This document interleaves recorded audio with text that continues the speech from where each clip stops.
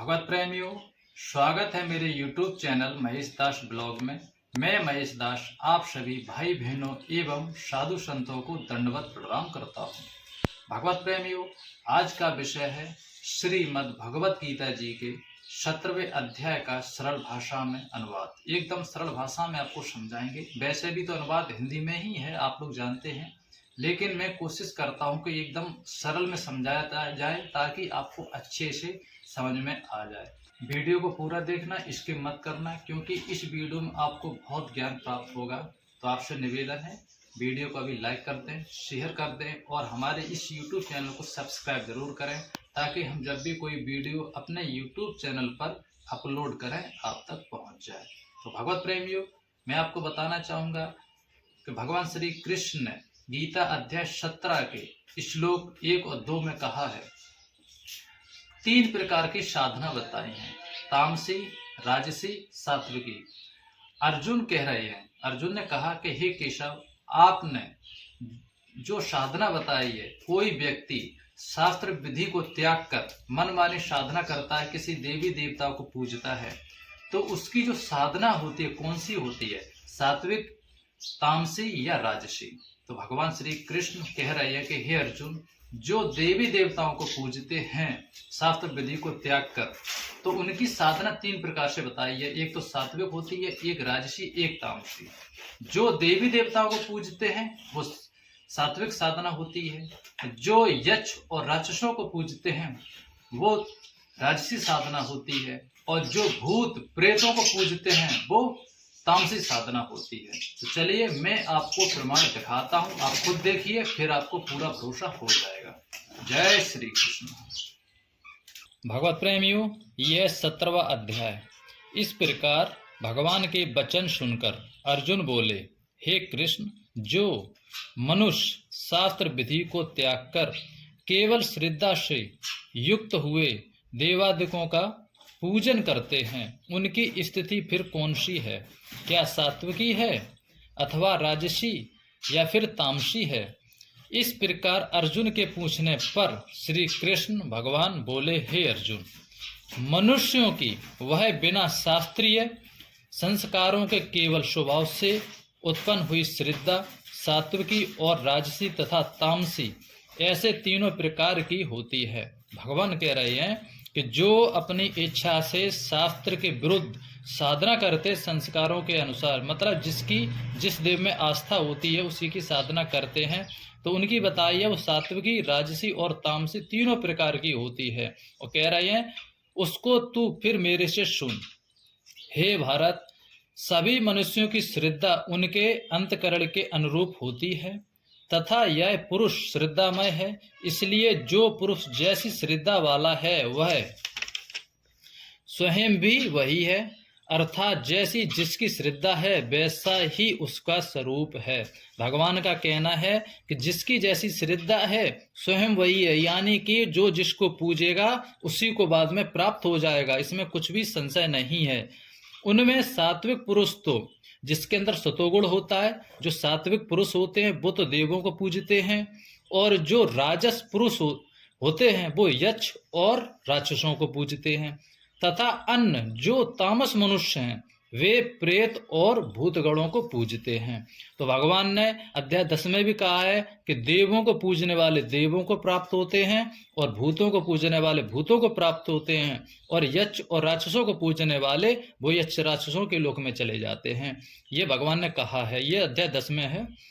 हे अर्जुन, जो मनुष्य शास्त्र विधि से रहित केवल मन कल्पित घोर तप को तपते हैं तथा दम्भ और अहंकार से युक्त एवं कामना, आसक्ति और बल के अभिमान से भी युक्त हैं, तथा जो शरीर रूप से स्थित भूत समुदाय को अर्थात शरीर, मन और इंद्रियों को के रूप में परिणत हुए आकाश आदि 5 भूतों को और अंतकरण में स्थित मुझ अंतर्यामी को भी क्रश करने वाले हैं, उन अज्ञानियों को तू आसुरी स्वभाव वाले जान।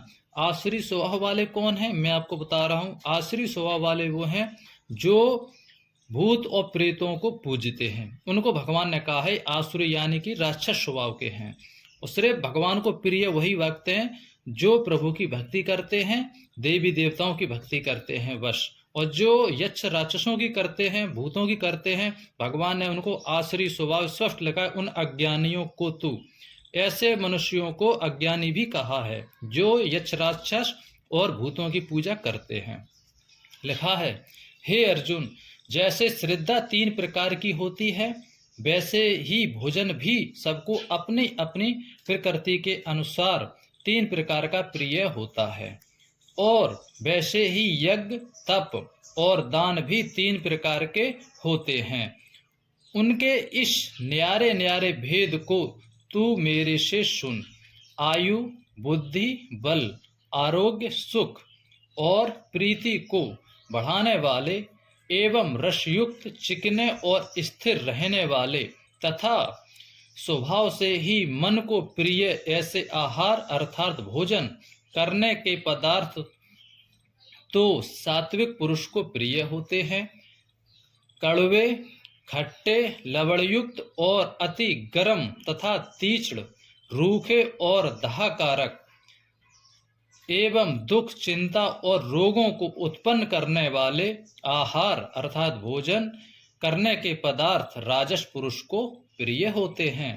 तथा जो भोजन अधपका, रस रहित और दुर्गंध युक्त एवं बासी और उच्छिष्ट तथा जो अपवित्र भी है, वह भोजन तामस पुरुष को प्रिय होता है।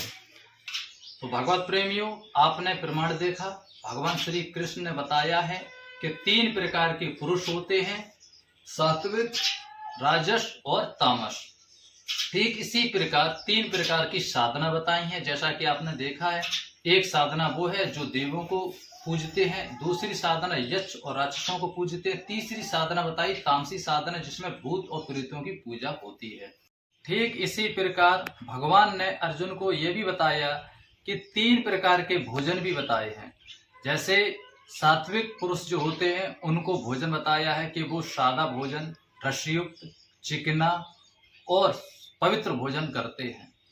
और जो खट्टे, तीखे, लवणयुक्त है ना, तो ये जो भोजन है, ये जो बीमारी को बढ़ाने वाले, ठीक है, बीमारी को बढ़ाने वाले, चिंता दुख को बढ़ाने वाले, ये से जो भोजन है ये राजसी पुरुष को पसंद है।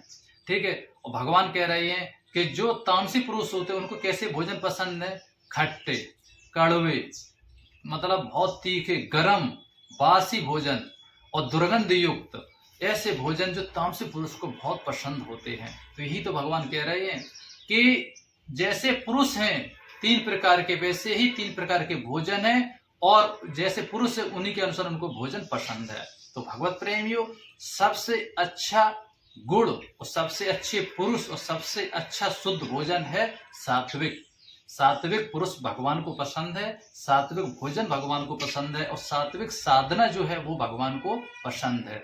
अब जो शास्त्र विधि से रहित जो साधना है वो यही है, अन्य देवी देवताओं की भक्ति। जैसा कि आप जानते हैं आज के समय बहुत अन्य देवी देवता हैं, ठीक है, जिसकी थोड़ी सी भी चर्चा हो जाती है लोग उसी को पूजने लगते हैं। भगवान ये कह रहे हैं कि देवी देवताओं को पूजने वाले देवी देवताओं को प्राप्त होते हैं, और भूतों को पूजने वाले भूतों को प्राप्त हो जाते हैं, पितरों को पूजने वाले पितरों को प्राप्त होते हैं, और यक्ष राक्षसों को पूजने वाले यक्ष राक्षसों को प्राप्त होते हैं। ये भगवान श्री कृष्ण ने गीता अध्याय 10 में बताया है। तो भगवत प्रेमियों, मैंने आपको श्रीमद् भगवत गीता जी के अध्याय 17 के कुछ श्लोक बताए हैं। ये पार्ट 1 है, क्योंकि ये अध्याय जो है थोड़ा बड़ा है, इसलिए हम आगे के जो श्लोक हैं वो आगे वीडियो में आपको बताएंगे। तो आज के लिए इतना ही, और जल्द मिलेंगे अच्छी वीडियो के साथ में। आपसे निवेदन है कि चैनल को सब्सक्राइब जरूर कर लें। जय श्री कृष्ण।